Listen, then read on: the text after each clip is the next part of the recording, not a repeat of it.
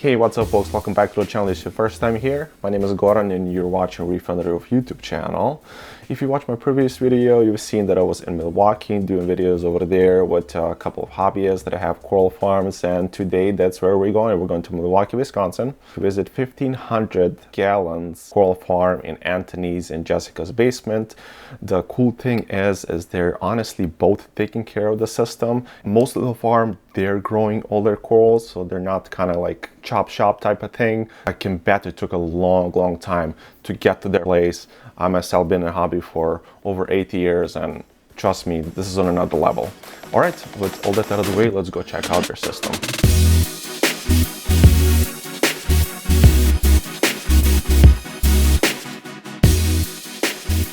I'm Anthony and this is Jessica. We're from the Aquarium Cove. We do primarily reef and bid, do the Reefing USA shows. We do tour a lot of states, honestly, when it comes to it.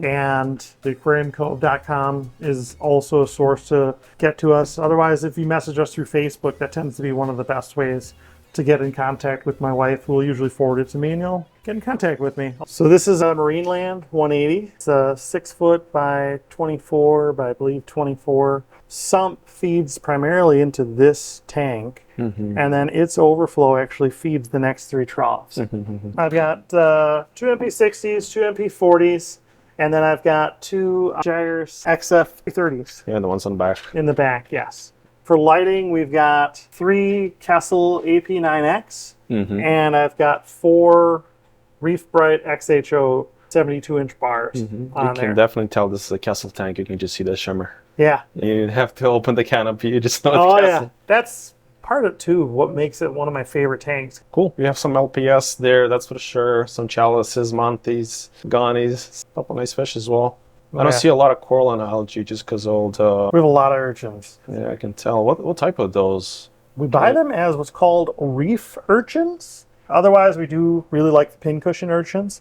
The cost ratio, I mean, for 70 of the reef urchins, which do indeed do the same work and are arguably a little bit hardier, just not as pretty. There's no coral in here at all. It's all gone. Yeah, they eat all of it. Yeah. There's some on the back walls, but you can see some of the urchins back there. They're working on it, definitely. They're good for display tank, especially what you have going on right here. Yeah. A little bit more tricky in the frag tank. Move stuff around. Well, and that's why we've got, and why I manufacture my own like racks for them, because they've got that lock rack in them. And so then the urchins have a very difficult time picking them up and moving them around on me. Do you sell those on your website, or? We do have them on the website. Past that, though, this tank's been up for 4.5, almost 5 years now. In July, it'll be 5 years old. That this system is what it is today. This is, I believe, perfect age of the tank. That 4 or 5 years, afterwards it just gets overgrown. I don't know, when it's a brand new tank, you just have frags, but now this is like perfect. Yeah. Just mannequin it a little bit, show some of the bigger colonies, and it's awesome. Check that huge chalice right there. Yeah, that dragon fruit is doing great, loving life. Do a good job shading like the ganies underneath, which, because there's a good amount of flow underneath there, and there's a few random things. We got a horseshoe crab or 2 that are in there you get to see from time to time. They just shift all the sand bed to those big piles. Plenty of things, that's for sure. Good. It's 2 of the Reef Octopus 250 EXTs, because then if one of them goes down, I have a spare pump and spare impeller that I can just switch it out. Our system is run with a titanium heat exchanger, so there's no electric heaters in the system. Instead, it's the water heater. The hot tap heater, yeah. Yep, exactly. That tends to be a large savings in a system this size. That's sure. Makes it a lot more manageable. And then you have calcium reactor right there. Yep, calcium reactors running, and I've got 2 of these 20-pound tanks. Honestly, it's shocking to me because this tank will run me like 2 years. We don't have it going at a kind of incredible rate. You're not using anything else? We're doing the Kalkwasser as well. DIY, like moonshine method, where I'm making my own things. But just for a minor. But for alkalinity, no. I'm not doing anything else for it. You know, that's awesome. I thought they last way less. You have a huge system here. Yeah. No, it's really surprising to me. But I think it's just the fact that it is heavily saturated and it's really slow. I find that I'd rather run the calcium reactor with just it kind of dribbling out as opposed to a full stream kind of thing going through it. And although the full stream is really nice because it doesn't clog. Right? But if you start doing the little dribble, then it does, and then you have the outswings, but you lower the pH so much. when you're doing that. If you're exactly. doing that, then you can start fighting other battles. Where do you keep the elk right now? Right now we're at 8.5. So 8.5 to 9 is typically the range at which it stays. And the calcium we like to keep around like 450. Magnesium I aim to be around 1500, but like 1430 to 1500, and then once it gets down to that like 1430 range, I'll just bring it back up to 1500 in one big sweep. We do a 50-gallon water change every week, and that is enough to just take care of it. And it's not anything crazy for the salt. We're using the Instant Ocean purple box. All right, so tell me what's going on with the Kalkwasser, how you dose that? I've seen the brute trash container, you just dose it straight from it. Yeah, basically just dosing straight from that. That's 35 gallons of RO added into there each day, and we call it 2 cups, but it's 1 full cup of Kalkwasser that we throw into that every day. And just to keep costs down, we order the Kalkwasser from Level 7 Chemical and just get those big bags of it because we're doing it all the time. Tell me, you mix that by yourself. You just add water, add caulk, mix it every day. And that's same thing. So it's not hooked up to auto top off. You're dosing it, right? We're dosing it right in, and dosing is my auto top off. Right, most of it. Yep. Yeah, exactly. We just fill that bin every day, and then that way too, there's never a scenario where it's accidentally on and I'm overdosing. There's 3 sumps. And it's all live rock or the first not? trough has some live rock. The second trough's completely empty. It's an extra space for when we do the shows and we put the racks, because the tanks are really full. Right. Do you run UV here or no? Yes, I do run UV. That is mandatory with the NEMs. Same here, but you have so much other corals and it's all one system, so I assume you have to. Yeah, exactly. Do you run it 24/7 or? Yeah, she's on all the time. All right, cool. Let's go over the tanks. We said these are Sephora's 80s and 60s, and then a couple of smaller ones on that side, which are which size? Those are the 45s. 45s? Yep. Got it. So that's the same as that one, right? Yep. All right, cool. I love these Sephora tanks. They're perfect. I like them because they're rimless. They're on the more affordable side. Yeah. Yeah, you have lots of different lights here as well. Oh, yeah. For different corals, obviously. Are your favorites XR 30s, 15s, and blades? I used to want to be 100% these, the aquatic life fixtures. You cannot buy any more T5s. Right, and it's exactly it. The T5s are basically... Blue Plus, you cannot find it anymore. Right, and it's one of those things where it's a pain, and they're basically completely phasing them out. These are the XR30s. I don't know. For me personally, I'd rather have too much than too little with any of the lights. So you can always ramp them down? Exactly. I can always ramp them down. I'd rather have it, not need it, than need it, not have it. It's a smaller return pump there. Yeah. Cute little guy. Yeah, that's the Reeflow Hammerhead. I have like 5 of them, just as random spares. People otherwise buy it. They have it for a while. Their tank shuts down or it starts to leak and they don't know how to fix it, which it's probably about $15 worth of work to fix. Really? Seal. Oh, yeah.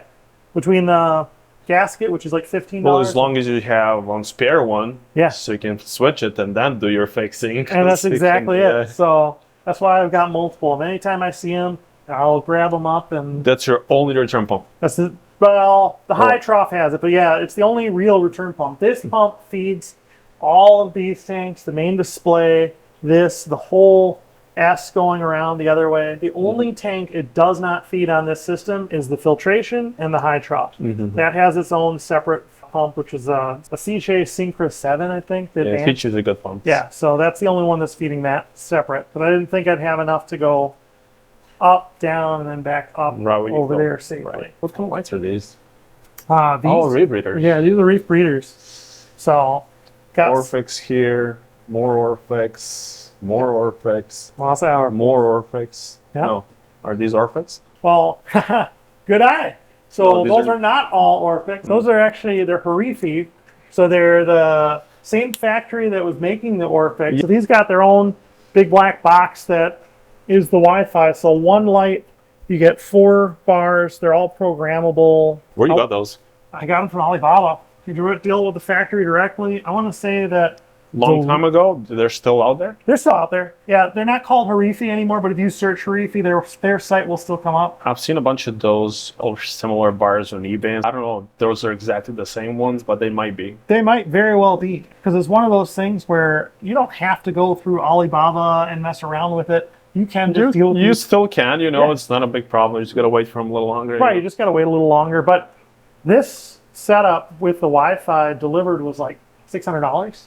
So I was very excited about that because, I mean, they're 448-inch bars. It's got the hanging kit. They're Wi-Fi programmable and dimmable. And for $600, I felt that that was a wonderful deal. Awesome. It's funny, you're rocking so much floor. I cannot see anything. Oh, yeah. Which pumps do you have right now? What are these powder heads? Reef Octo Pulse Force. So that is and has been the big turnover for it. And I love it because they're all programmable. It's not terribly expensive, and the flow you get's great, and it's wonderful that they come with a 5-year warranty now. Oh, wow. This is very nice. They're all colored up. You're running a lot of flow. I couldn't even see anything on that tank. And my wife's down here every day. Like, she is the person doing all the aquaculturing. So Jessica, this is her full-time job. We've got 3 small boys. They're at school. They get a lot of days off. They get sick. It's easier to be able to do something like this, which she loves, and I do too. And it makes it takes care of the kiddos and the tanks. right. We really try to make sure that everybody has an enjoyable experience with us. When we sell stuff online, because I have so much of it, and because I grow everything I sell for the most part, I mean, because there's like some acanthos and stuff I'll point out in there. Obviously, I didn't grow that from scratch. They're not breeding in my system. I wish they were. That'd be great. Yep. But that's not the case. I think these are the Auto Aqua is the name of the company. They're a reservoir, technically. They're 115 gallons, 48 by 54, and 15 inches deep. If you're going to use these, be careful when you're drilling. Try to use the regular bulkheads instead of the uniseals that I did.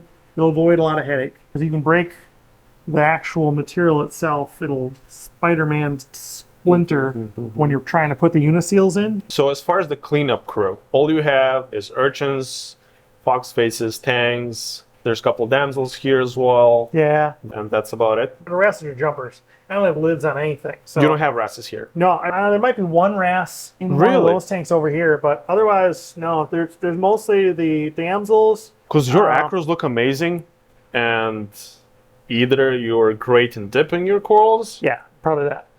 Yeah, because I'm a little on the crazy side of the dip. That's good. Yeah, that's the only way you can Yeah. go around it. If you don't want to have, wrasses will jump out of these tubs. Well, they have many times, and because we tried them, and ultimately, now our quarantine method is, I would argue, one of the most aggressive. I have lost thousands of dollars sitting in my quarantine, and I will happily watch it die. Because if I bring any kind of pest into this, it is beyond detrimental to me. It's something where I am not going to be able to do it. So when we get corals in, usually we'll cut the base, dip them in Bayer. 5 days in, we do the Bayer dip on the corals, and that happens for a 30-day span. So they get like 6 dips and plus the extra 7. It's definitely working. And then it sits then still, because we got to watch it for a while after that. Yeah, I just want to get into it because your corals look good and you don't have wrasse. That means whatever you're doing, it's working. Because people can have pests, they can have one wrasse that's taking care of all of them. But since you don't have it, your corals look amazing. All the bases look nice and healthy.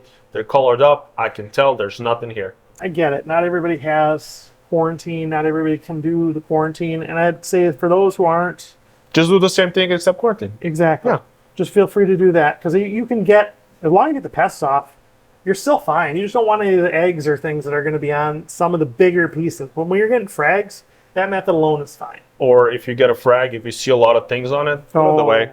Yeah, just throw it away. I just toss it. Are you guys running any air exchanger? We've got the heat recovery ventilator. Right. That helps with a lot, especially in the winter, with keeping the pH higher. And it basically is a dehumidifier. It'll be like 25 to 30 on the coldest winter days. Right. And the only thing running is the heat recovery ventilator. So you don't have refugium or nothing like that? I do have a algae scrubber. It goes for 12 hours. Okay. So, but every day. Where do you keep your phosphates, nitrates? Is there anything that you feed particularly just for your acros or for other corals? Yes and no. I don't specialty feed or target feed anything except for the OG bounce mushrooms because they do really appreciate. We give them a little bath of aminos every day or whenever we remember. You shouldn't say every day because it's probably once every other day to once a week is the commonality of it. That's the most common practice that we do with them.